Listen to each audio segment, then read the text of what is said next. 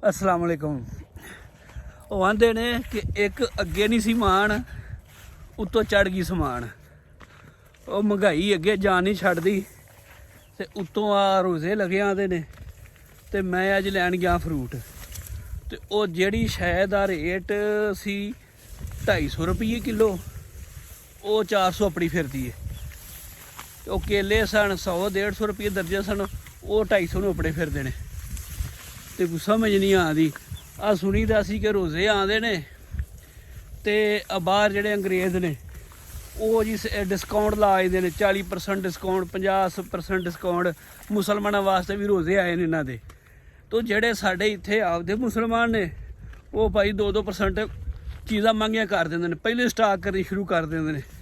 ਤੇ ਫਿਰ ਹੋਰ ਬੜਾ ਹੈ ਕਿ ਇਹਨਾਂ ਦਾ ਵੀ ਰੋਜ਼ੇ ਪਹਿਲੋਂ ਲੋਕਾਂ ਨੂੰ ਇੱਥੇ ਲੁੱਟਦੇ ਨੇ ਮਹਿੰਗੀਆਂ ਚੀਜ਼ਾਂ ਕਰਕੇ, ਸਟਾਕ ਕਰਕੇ, ਤੇ ਬਾਅਦ ਚਾਹੁੰਦੇ ਨੇ ਆਹੀ ਅਸ਼ਰਾ ਜਿਹੜਾ ਨਾ ਉਹ ਅਸੀਂ ਮੱਕੇ ਜਾ ਕੇ ਰੱਬ ਦੇ ਘਰ ਜਾ ਕੇ ਜਿਹੜਾ ਨਾ ਉੱਥੇ ਅਸੀਂ ਗੁਜ਼ਾਰਨਾ। ਆਹੀ 10 ਰੋਜ਼ੇ ਜਿਹੜੇ ਨਾ ਉੱਥੇ ਰੱਖਣੇ ਨੇ।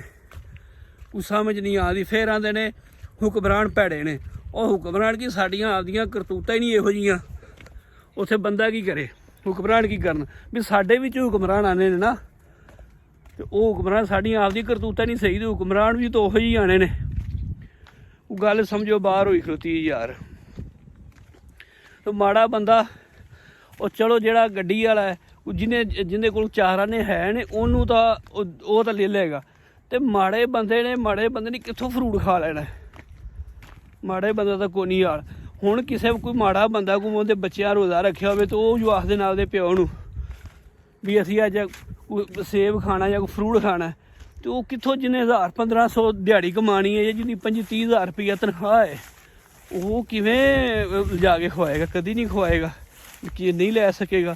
ਵੀ ਉਹ ਹੁਣ 1000 ਦਾ ਤਾਂ ਹੀ ਕੁਛ ਨਹੀਂ, 1000-1500 ਦੇ ਇੰਨੇ ਵਿਚਾਰੇ ਉਹਨੇ ਬਿੱਲ ਤਾਰਨਾ, ਉਹਨੇ ਬਾਲਾਂ ਦੀਆਂ ਫੀਸਾਂ ਤਾਰਨੀਆਂ ਨੇ। ਸਮਝੋ ਗੱਲ ਬਾਹਰ ਹੋਈ ਖਲੋਤੀ। ਇਹ ਜਿਹੜਾ ਹੈ ਨਾ ਇਸ ਕੌਮ ਦਾ ਰੱਬ ਹੀ ਰੱਖਾ ਹੈ, ਅੱਲਾ ਮਾफ़ ਕਰੇ। ਜਿਹੜਾ ਨਾ ਇਹ ਵੇਖ ਕੇ ਤੇ ਫਿਰ ਅਸੀਂ ਆਨੇ ਸਾਡੇ ਤੇ ਅਜ਼ਾਬ ਹੀ ਆਣੇ ਨੇ, ਹੋਰ ਕੀ ਹੋਣਾ ਹੈ।